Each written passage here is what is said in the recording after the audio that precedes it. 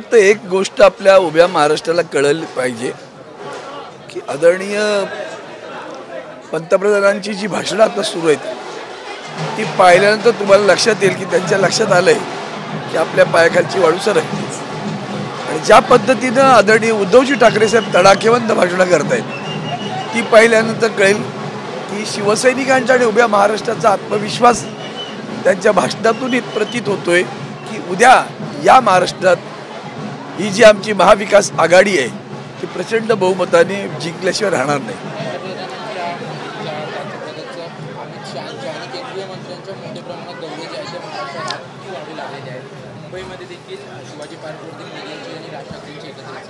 म्हणजेच काय याचा अर्थ मग कालपर्यंत तुम्ही 400 पार कशाच्या जीवावर सांगत होता तुम्हाला कळायला लागले की ते मिळणार नाही म्हणून तुम्हाला सातत्यानं महाराष्ट्रात यावं लागतंय.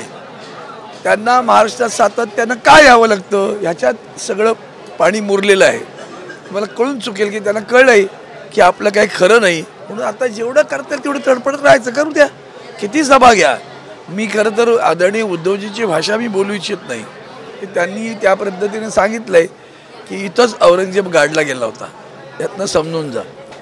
मराठी प्रश्न आहे तरी मला इंग्रजीत बोलू वेगळा आहे. सध्या ज्या पद्धतीने रोजगार महाराष्ट्राच्या बाहेर गेले होते आता एक कंपनीने जाहिरात काढली आहे यामध्ये सॉफ्टवेअरसाठीचं एक नोकरी आहे मात्र त्यामध्ये त्यांनी जाहिरातीत मुंबईतील जे मराठी लोक आहेत त्यांना अलाउड नाही केलेलं आहे. त्यांनी या ठिकाणी फॉर्म भरू नये अशा पद्धतीची जाहिरात. वा बरं झालं जे आदरणीय उद्धवजी बोलतायत जी शिवसेना बोलते जे आदित्यजी बोलतायत की मुंबईकरांवर आणि मराठी माणसांवर कसा घाव घातला जातोय कारण एकूणच सगळे उद्योग पळवलेच होते. आता कोणतरी येणार असेल तर त्याच्यात पुन्हा मराठी माणसाला त्याला संधी द्यायची नाही असं जर सरळ सरळ जाहिरात देत असतील तर हा तर संविधानाचा पण अपमान आहे ना. तुम्ही आमच्या आत्ता इन्कम टॅक्समध्ये नोकर भरतीमध्ये 1200मध्ये 3 मराठी आले हो. म्हणजे स्टाफ सिलेक्शन कमिशन कब्जा केलेला आहे सगळंच कब्जा केलेला आहे. यासाठी मराठी माणसाने आता सावध व्हा बरं का. या लांडग्यांच्या नादी लागू नका बरं का. हे जे लांडगे तुमच्या दरवाजेत येतात त्याला पहिले विचारा गॅसचा भाव काय किती लोकांना नोकऱ्या दिल्या. हे जे मूलभूत प्रश्न आहे ना महागाई गगनाला भिडलेली आहे. तुरडाळ सुद्धा गेली 200 रुपयाच्या दरात आता किलो. मग या सगळ्या परिस्थितीत तुम्ही काय करताय. महिलांवरती अत्याचार थांबत नाही शेतकऱ्यांची आत्महत्या थांबत नाही शेतकऱ्यांना कर्जमाफ होत नाही सगळा जुमला आणि हा एक नवीन घाव आधीच नोकऱ्या नाही म्हणजे आधीच उल्हास त्यातून ही जाहिरात म्हणजे फाल्गुन मास.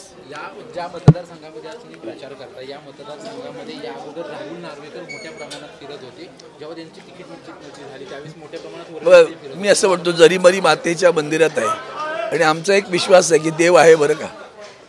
खोटारड्या माणसांना काय करू शकतो देव कोणीच नाही.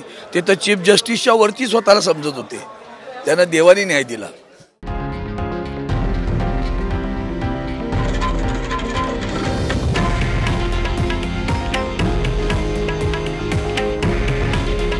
हे आहे देशातील नंबर 1 न्यूज नेटवर्क आणि आपण पाहत आहात TV9 मराठी. काळजी तुमची हित महाराष्ट्राचं.